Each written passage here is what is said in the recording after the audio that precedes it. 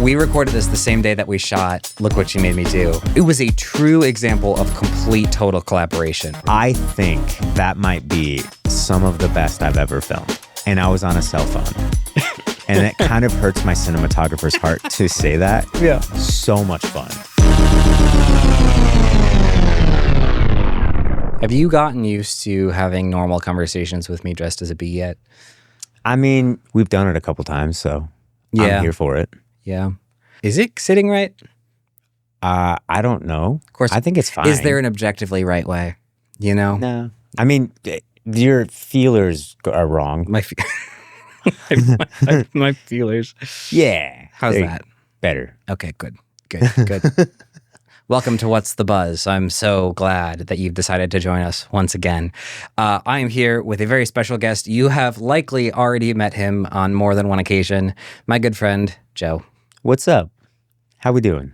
So good.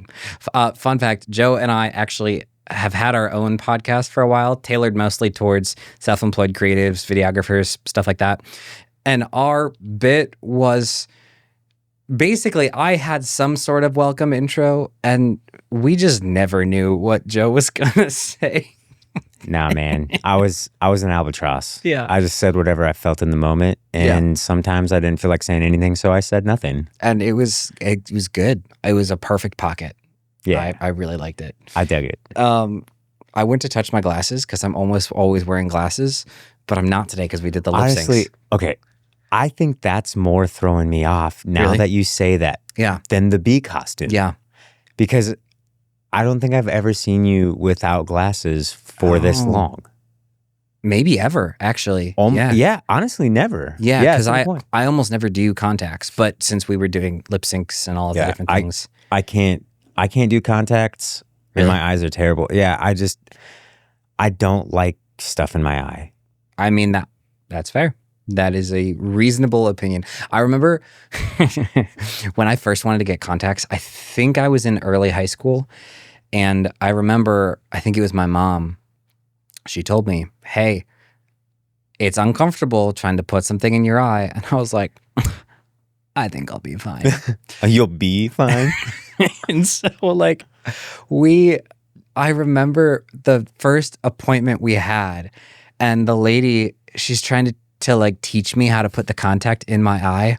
And I remember instantly having this flashback moment to what my mom said. And I'm like, come on, get her in there. And it's so hard because you aggravate it and then your eye starts watering. So it's harder to grab the skin to keep your eye open. It was a nightmare. It was a whole thing. It was a whole thing. That's funny. But yeah, it was good. So Joe, what was the first piece of involvement you had in this series? So this we platform? you had just launched it. That's true. It was you were in day 3. I was the day 3. So of the college debt one for Annie. Right.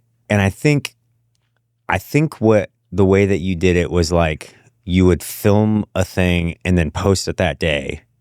Yeah, it was or the next day or something. Yeah, it was a tight turnaround. Yeah, it had to have been the next day. Yeah, because I think, and I was kind of okay, this is fun. Because I came to record our podcast of the aforementioned podcast that we did together. Yep. And you were like, I don't know if I want to ask you. And I'm like, what? And you're like, do you want to do this with me? And I was like, I was going to ask you if I could do it with you. So it was, it was just funny. Yeah. And so we picked a song that we both thought would be funny, and it was hilarious. It deserves to be more popular than it is. I mean, I get it. It was early in the season. It wasn't conceptually something really specific. It was just weird, and that was the point. And it was, but I had so much fun doing it. Same. When it went live, I showed my kids, you know what I mean? And my kids were cracking up. Yeah. And so that's the thing. If you make your kids laugh, kids are honest. Yeah. They'll be like, no, that's crap. That is true. Yeah. And so the kids laughed, they thought it was super funny. Yeah. They were all about it. Yeah. Why did you want to be a part? 2 reasons. One, you're one of my best friends. And though I haven't really hung out with Annie that much, the extent of my knowledge of Annie is just through you. Yeah. At that point, you're one of my best friends, and I just wanted to be a part of helping Annie. Like, it just was important to me to like be there for her any way that I could. Yeah. And then two, I love doing spontaneous, stupid things. Like, so it was just, I'm like, absolutely. Like, in high school, I did that. Like, I mean, probably did stupid, offensive things too, but like, I just loved silly stuff. Like, I would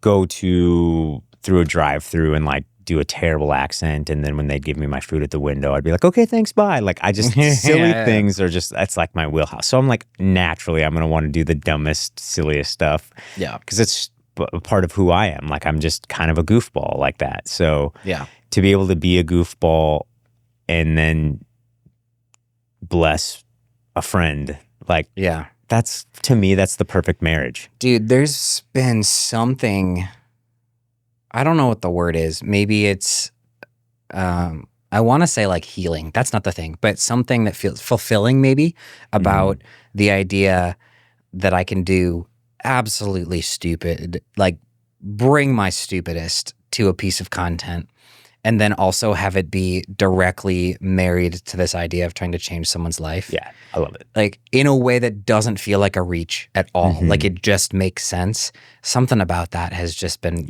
I love it.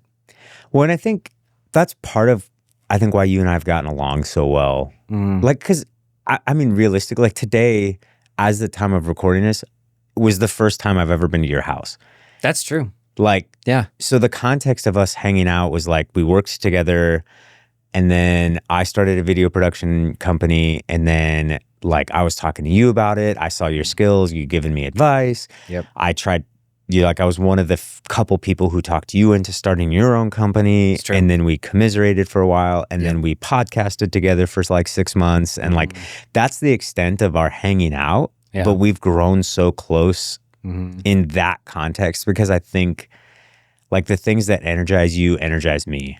Yeah, well, and I think also we had like you said, when I left my job to start my business, you were only about 1 year ahead of me.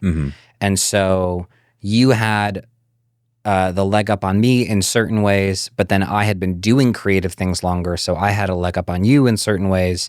But also fundamentally, like, we were kind of going through the same stuff. And so we would have long conversations, commiserating, like you said, like, this really sucks, I don't know what to do.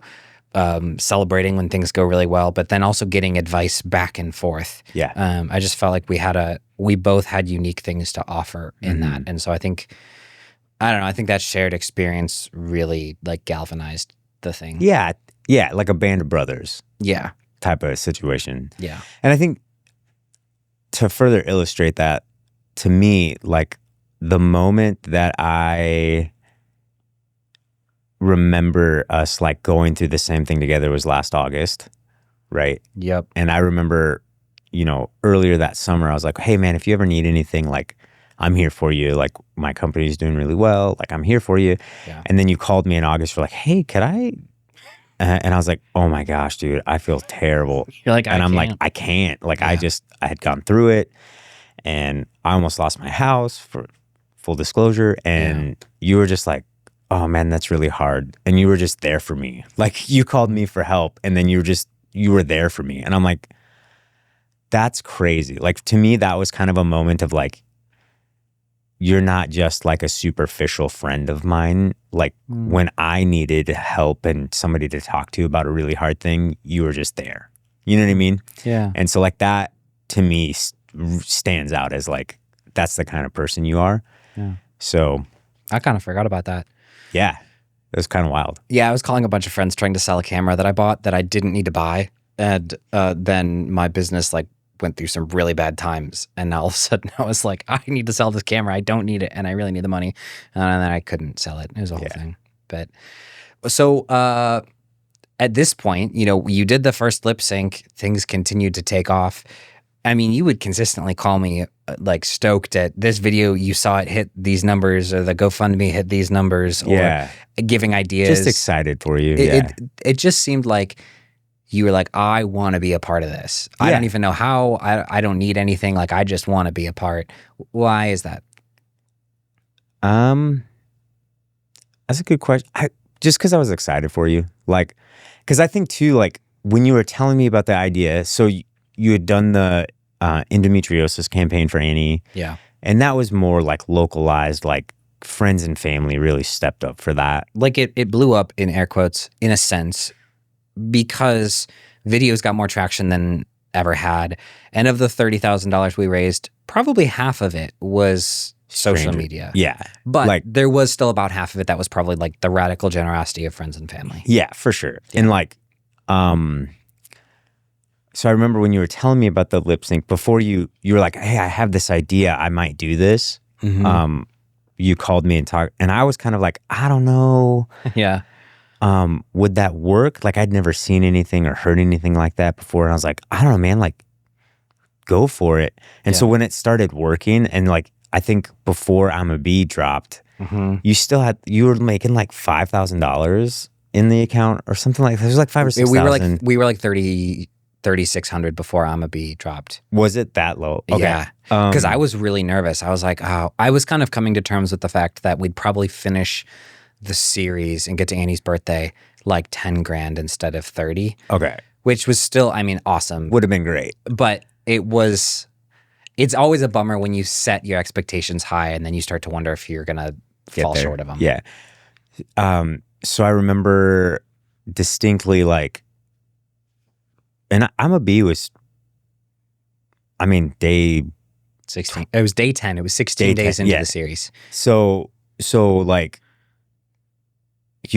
you're like, hey, dude, check this out. And I was like, oh my gosh, this is going to work. And like overnight, you got like $15,000 for it. And I was just like, okay, this is going to work. Like, yeah. And so then like the realization that knowing that Annie's life is going to be changed, that your life, ipso facto is going to be changed. Like, I was just super stoked for you. And like, then it became kind of like a flywheel for me. Like, okay, what can I do from where I'm at? Like I live an hour and a half-ish away. Yeah. So I'm like, what can I do, if anything, can I do to help you kind of like get across the finish line? Not thinking like you were going to get across the finish line a few days later. Yeah.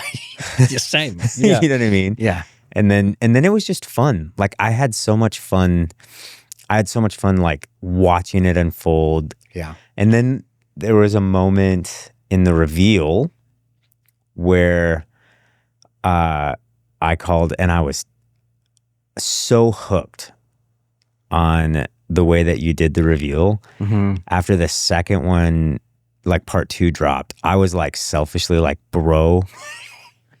We had this kind of awkward conversation because I felt like, and I respect criticism from you, I truly do. But like I put up the second episode of the reveal, so I'm not confident in the format yet. I'm still learning. And you were like, dude, I think you got to change it. I don't think like people are going to be upset. And I was like, I think I have to keep it this way for a couple of reasons. And then you were like, can you just send me them? I need to know what happens next. And I was like, they're not edited. I'm literally editing them as I go. Well, and in fairness, my comment was, you don't need to change what you're doing. You need to change the speed, which I didn't understand that. Like, there's literally no way that could have happened, but selfishly, like, so I got hooked into, like, I felt like, I feel like even now, like, I'm like with the rest of the internet, like, mm-hmm. like falling in love with you and Annie through the lens of watching her respond to the thing that you've done. Like, it was wild. It was like such a wild experience, because understand, like, I met Annie one time before watching the reveal series. Yeah. And now we've met and hung out several times. Yeah. And I know her so much better now. But at that point, me learning about Annie was through that, like with the rest of the internet. Mm-hmm. You know what I mean? And like you and I have been really good friends now for a while. So it was strange. And like, I'm showing people like, hey, look what my friend had done. And then they're messaging me like, you jerk, you got me hooked on this story. You know, it was so funny. Like, so it was just crazy. And then people that I went to high school with start commenting like, is this you? You know, like to me, because you did the part in the reveal of the lip sync that we had done. Yep. And people I went to high school with were commenting on that. And then a girl who was in my youth group messaged me on Facebook. And it was just like, hey, Joe, is this you? Dude, you are not the only one of my friends that reached out because someone they know reached out to them saying, how do you know this guy? Like, I think 4 or 5 different people that I know in like a similar span of time around the reveal reached out to me. Yeah. I said a bunch of things to answer the question, like why I want to be involved. Yeah. Is because I love you. Like it truly mattered to me that good things were happening for you and your wife. And if I could be some small part of it, like I would. And then it kind of morphed into this like, holy cow, this blew up. Yeah. And so now like my subtle involvement and help in whatever way I can kind of gradually morphed into like, oh, he needs help because this is going to get out of control. And it kind of did. It's and so it was like, at this point, it was like, okay, now he needs help because we're doing this. He can't do it alone. Yeah. Of course I want to help. So like one of the things, the reason why we started the podcast together was because we were like, man, having a creative agency can be really lonely. Yeah. And I'd always said, like, before you started your own company, like, I want to do a project with you. Like, I think you're so creative. I think you're so funny.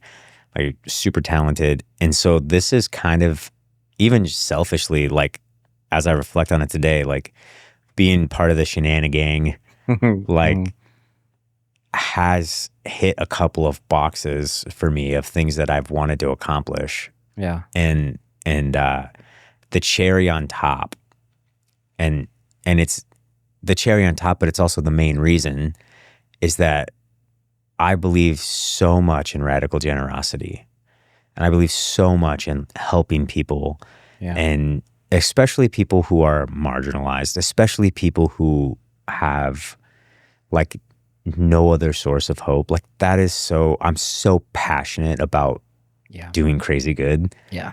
And like, it is ingrained in my DNA to be there for people. And the way that I see that this can be there for people surpasses anything I could have done or thought of on my own. And so it feels like a natural thing for me to just like, I'm going to be involved in this. Yeah. We're recording this episode a little bit early from when we release it. Today was when you sat down and listened to Skylar's podcast. Yeah. And so you learned, you knew tidbits as we've talked about. And I've met Skylar. And and you've met her as well. But like this was the first time you got to hear like her full story, right? Mm-hmm.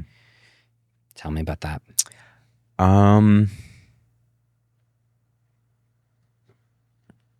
It's heartbreaking. I mean, truly, like, and I think what's heartbreaking about it is that I know that even with the success of this campaign that's coming, there are going to be certain things that I can never do for her and that nobody can ever do for her. Like I really do believe that there has to be some sense of like God showing up for Skylar, that and all that, like there's some of that, right? Yeah. But what was heartbreaking mostly was like, and I don't think, not heartbreaking, but like shocked me to my core, right? Like she is not angry with the world. Yeah.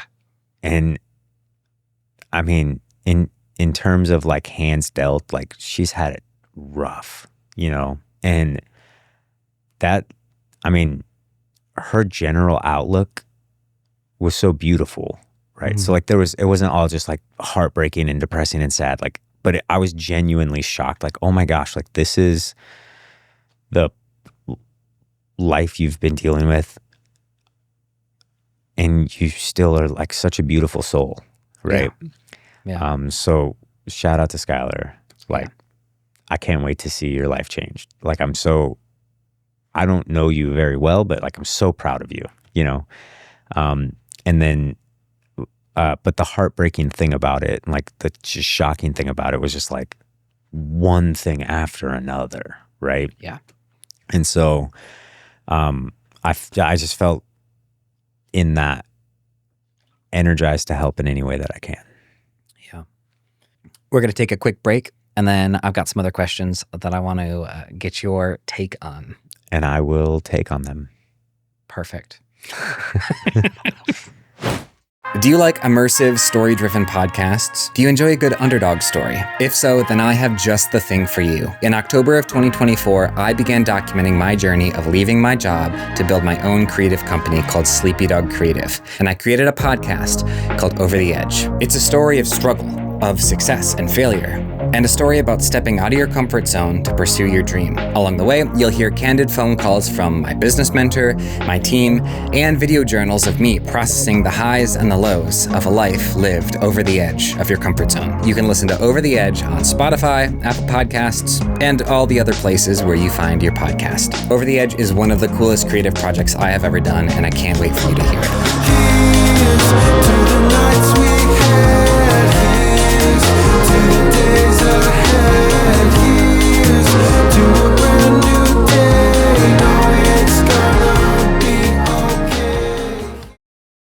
I literally just canceled the order for the FX5. Like, I was so stoked about it. And then I was sitting here today and I'm like, I would rather use this for something better. Dude. So I canceled the order. Like, it was just like a spur of the moment. I'm like, I don't need this camera. Like, dude, you called me so excited about it. But as you told the story about the red camera, I literally was like, I made the right choice. Well, I mean, segueing off of that, like, you don't like it when I brag on you, but it needs to be said the number of times that you have intentionally shown up for me, because you have shown up for me when I've been in really tight spots. You have put momentum behind me when I was okay but could use the help. And I don't know if I've ever asked. Like, I don't think I've had to. No. No, that's what was funny. But the one time you did ask, I was like, I can't. Yeah. I don't know, man. I love you. You're truthfully, like, you're becoming like a brother to me. Like, I seriously, like, I love you so much, you know? So. You too, man. Like, this man threw down like $400 so that we could have a makeup kit to make this next round of lip syncs happen. Like, this man got together a group of friends to give me and Annie like $2,000 like 6 months ago because we were financially like at our wits' end. Like, I forgot about that. Yeah.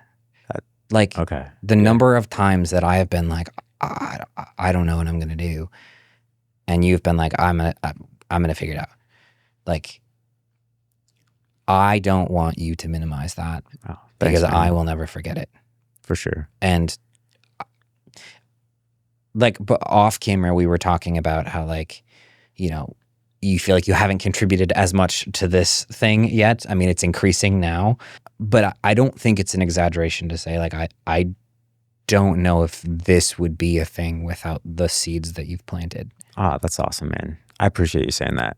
I'm not like 100%. Yeah. 100%. What I think, if I can go there on this platform, like I've shared with you, like my faith has caused that in me. But like, I also have had people early on in my career invest in me in the same way. And without that investment is like, so I see like both sides of it. Like, without people being like, I know you're going to do good, but until you are, right? Like until you get to that point, here is some help. And without that, I would not be where I'm at. You know what I mean? And so it's like being able to see, especially because like the ways that I was ahead of you in our company in that year, I saw the year of fluctuation and I saw that like, and so like, because I had that in me, to be able to be that for somebody else just felt really good too. Yeah. So, yeah. And then like, this is a kind of a subject change, but like, I built my company on helping people with social media. Yeah. You know what I mean? Like, yeah. And like most of my clients are social media, and I have a client who's gone viral on TikTok, and like it's been with the videos that we've made, and it's been, you know. Yeah. And so like, it's funny that like you used to ask me about social media advice and help. And then like the other day, this is true story. Jeremiah calls me, and he's like, asks a question about the platform. And I was like starting to answer, and I'm like, you know what, dude? Like, I don't think you should ask me anymore. Like, you have so far surpassed.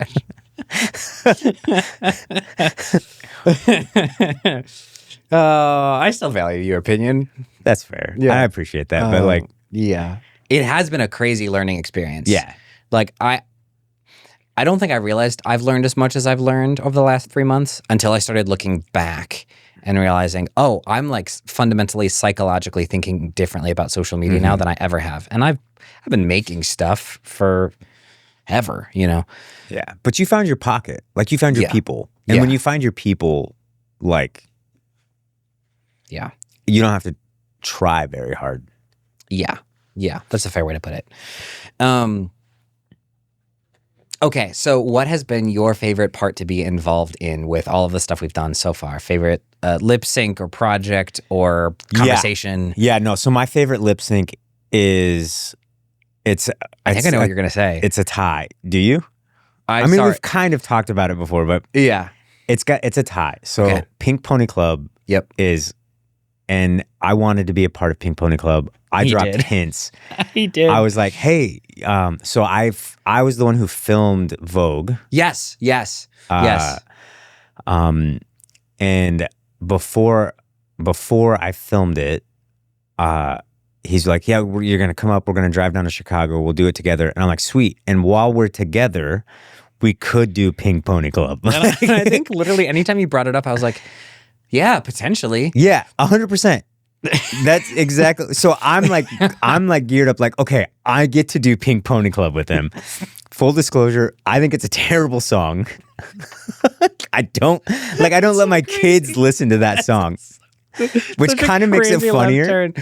It's so like, go ahead. But it's so catchy, and I had a vision for how good it could be. Yeah. By the way, what you and Rebecca did far and above exceeds what I would have done with it. Like, it was perfect. Well, and I know we've had this conversation, but like, it's important to me that you and everyone listening knows I had no qualms with you being in it. I legitimately didn't yet know what it was going to be. And I knew like makeup had to be involved, and Rebecca and I were talking about it, trying to coordinate something, but it was in such an early concept stage that I was, but I knew it was going to be more involved. And so we needed to like plan a date and have some concepts and like, and so anytime I like put it off for you, it was legitimately, the response was actually accurate, where I was like, potentially, because I genuinely had no idea. Yeah, but I took it in the same way that when a 5-year-old asks if they can have a cookie, and you're like, yeah, maybe, and you're like, yeah, that's a yes.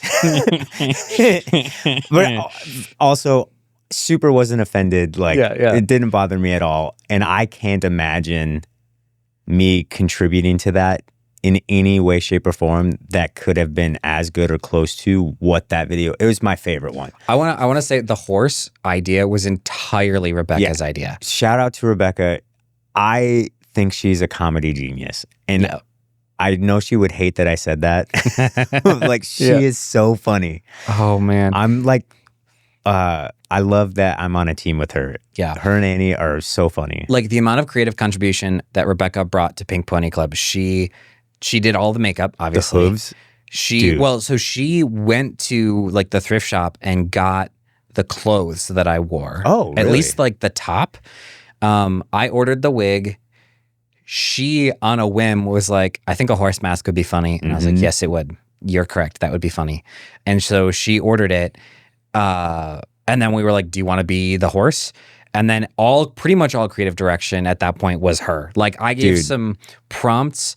I was like, let's do the piano. Her playing with the hooves, her idea. The hoof hands was her idea. That changed my life. That was too much. It was so funny though. Good. So yeah, and it's funny because I legitimately don't like that song. Yeah. But I knew that it would pop off. Yeah. And I knew that like Chappell Roan is talented. Like, don't get me wrong. Like, she's amazing. Yeah. That song. Not your cup of tea. Not my cup of tea. Yeah. But it is catchy. It is. Right. It's so, and like the pre-chorus vocally is very good. Yeah. Yeah. And so, yeah, I don't know how we got here, but it was just so good. You said it was a tie. A tie. Yeah. So it was between that one and it's escaping me. It'll come back. Yeah. Just give me. You might have to cut the time. I thought you were going to say the one that we shot today, which by the time we release this will be out. That's true. Oh, I thought good. I thought you were going to say look what you like knew literally I was only thinking of the ones that are already from out. Annie's series. So we recorded this the same day that we shot Look What You Made Me Do, and it was such like it was a true example of complete total collaboration that got us to the idea. And I mean I haven't seen the final product of that yet. Right.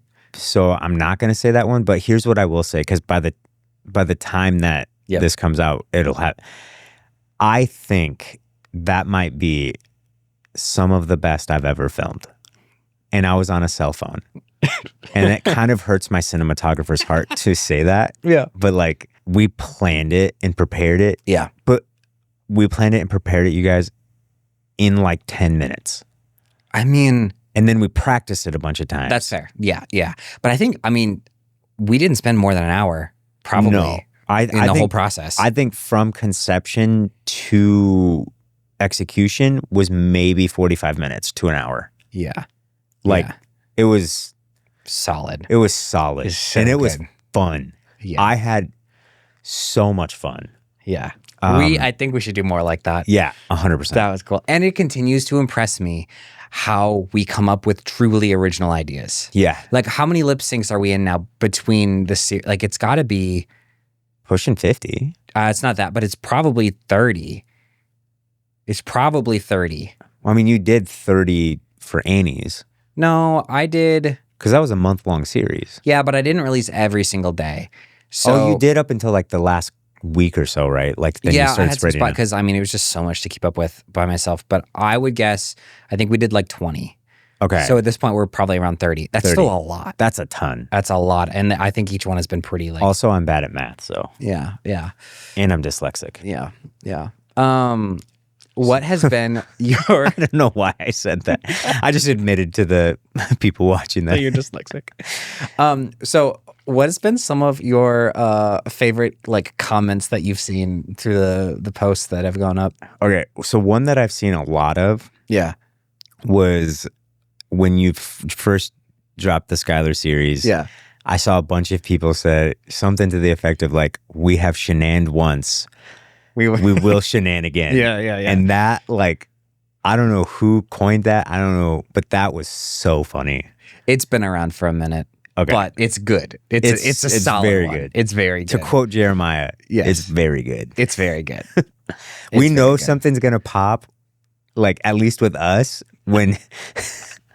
Is that your barometer? When I say that's very good? Like, but you say it in a specific way. Yeah. You go, ooh, that's very good. That's like, very good. Like when Annie, so by this time, this Annie solo will have come out, I think. Probably. If not, cut this. Yeah. But Annie decided on what video she was gonna do by the one that she's doing on her own, and you were in another room. And you did I could see your face. I don't know this is true because I didn't see you, but I could imagine you probably went, "Oh, that's very good." Yeah. Like, and I was like, "That's the one. That's it. That's what we got to do." So, oh man, yeah. What other ones? Comment wise, yeah.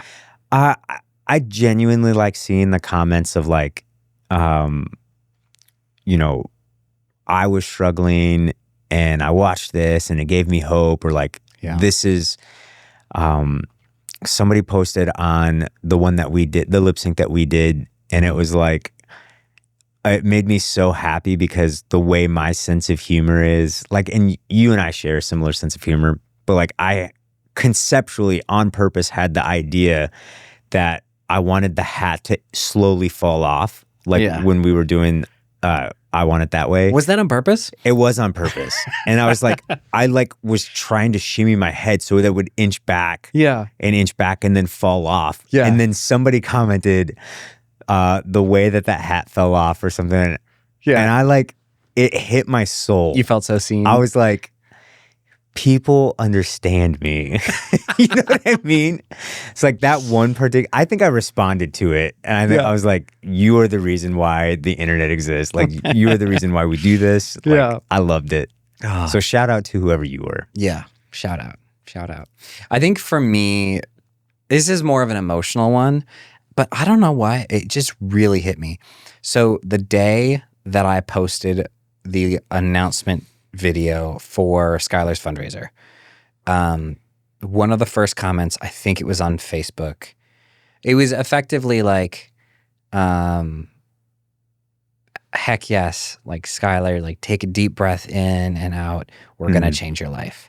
That's good. Like you're going to be so taken care of. And it was something like that from like a random stranger at the end of a thing where it's like, this is the craziest thing I've ever done and I need all your help. And someone I don't know is like, just like, there's just some like tenderness in that to Skylar mixed with like a confidence of like, this is going to happen. Yeah.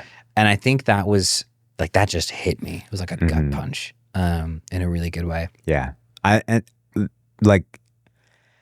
can't think of the verbatim comments at this point, but just seeing the general outpour of support of people who love the content, who have been personally affected by it. Yeah. You know, you shared with us a story of a lady who was profoundly moved. I actually cried when you sent that message. Like,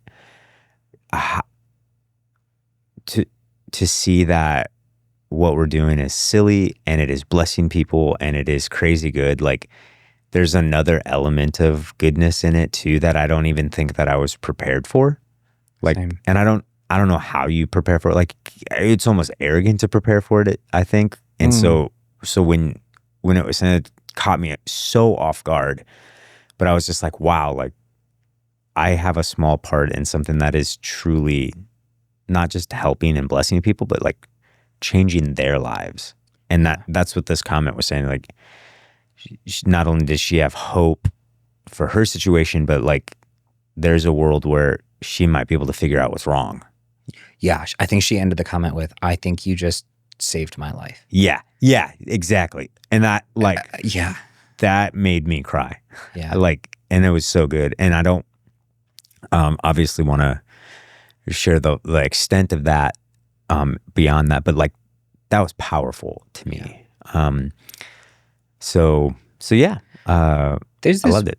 Yeah, there's this weird. I had no framework for this when it started, but there's this weird like spillover of goodness that is happening with this particular thing, this format or whatever, where there's joy brought to us because we're doing something silly and creating stuff that we love. And it's focused on changing someone's life. And so that's super fulfilling. And there's this idea that like this person's life is actually tangibly being changed. And by putting it out on the internet, we're bringing a little bit more laughter to a bunch of people and also bringing more education and awareness to information and about like brokenness or people that are hurting. And it's helping those people that are hurting feel seen and like build a community in the comments. Yeah. And it's like it's like this thing plopped onto the internet and just can't help but like overflow good things in randomized ways. Yeah. And I couldn't have anticipated unpredictable that. Yet like amazingly beautiful. Yeah. And I shared earlier, like my faith is what drives a lot of what I do. Yeah. And I don't know, maybe this is too dramatic, but like I feel like what you're doing and what we are doing together and what I get to be a part of, like I feel like it's more of what the church should be doing. I don't know. That excites me. Like I feel like it's not like, to be clear, this isn't inherently a Christian thing that we're doing. No. Like, no. At all. I mean, you've dressed in drag. You know what I mean? Like, yeah. Which is my favorite. I'm here for everyone. Yeah. But it's been so good. Yeah. It's been so good. And so thankful to be a part of it. Yeah. What this is kind of my closing question. What do you hope and dream for the future with this stuff? I think the biggest hope that I have is that other people kind of like catch this fever of radical generosity. And I hope that it inspires more people to step out and realize that they can do good for others, even if it's not financial good, if it's some sort of good. Yeah. And that idea starts catching like wildfire and people start doing good in the context of whatever fits them. And they don't have to even put it on the internet. Like this medium happened to be a thing that went public, right? And that's awesome. Yeah. And I'm not ashamed of that in any way. But like my hope is that we hear stories of people who are like, you know what? I can do good in the sphere of influence that I have. And so I'm going to do that. And even if it's like just to bless a friend or just to bless a coworker or just to bless the waitress or like, but because of the content that they're seeing, silly as goofy as it is, like my hope is that more and more people do crazy good. I like that. Thank you for your time. Thank you for having me. One of the things that we want to incorporate into the show is a segment that we are calling Dang, That's Wholesome. And so if you have a story that you want to share that is either a little bit of a self-brag, like, hey, this is a way that I did crazy good in my life recently, and I want to share it because I want to encourage others, send that in. If there's an example in the world, a news story that you feel like is a cool example of somebody doing crazy good, or something that's wholesome, send that in. We have an email address, docrazygood@gmail.com. Now, when you send it, please put in the subject that it's for this podcast and tell a story with it. I don't just want to read a sentence. Pull me in. Can you give us an example of what you're looking for, just so there's clarity? Me? Yeah. Sure. Yeah. So like, hey, I was at a coffee shop working and someone came in and it seemed like they didn't have their wallet. And so it was looking like they weren't going to be able to get coffee for themselves. And so they were going to leave. And I said, hey, I'd like to buy it for them. And it was a cool moment. We got to talk about this, something like that. Yeah. Like tell me a story. And the not version of that story that we would want is like, I bought someone's coffee. Yes. I'm not going to read that. I'm so sorry. I mean? Like, pull me in. Captivate me. We are storytellers. Yes. And you can be too. All right. That's all. I love you all. We'll see you next time on What's the Buzz. What's the Buzz? Yeah. You don't have to put that in. It will be in there. Oh, okay. This whole thing will be in there. Even now? Yes. What we're still doing? What we're doing right now. It's not going to stop. That's still rolling. It's still rolling. I love you, man.